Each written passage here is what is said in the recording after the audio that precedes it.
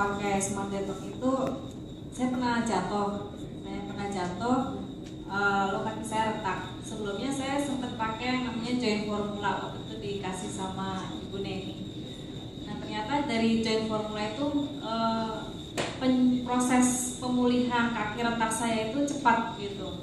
Akhirnya ya saya jatuh itu dikarenakan karena berat badan yang berlebih, gendutan.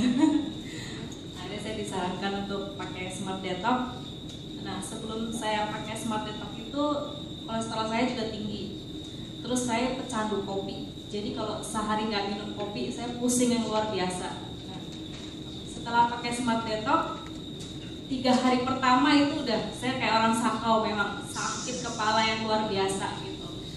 Bahkan hari ketiga itu saya udah hampir nyerah. Saya bilang kalau sampai besok pusing, saya nyerah. Saya mau minum kopi lagi gitu. Tapi ternyata hari keempat pusing itu hilang.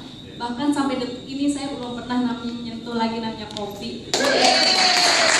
Karena saya sudah lama sebenarnya berhenti kopi, tapi nggak pernah bisa karena saya nggak tahan dengan pusing yang luar biasa itu. Tapi karena Smart Detox hilang semuanya. Saya berhasil untuk meninggalkan kopi.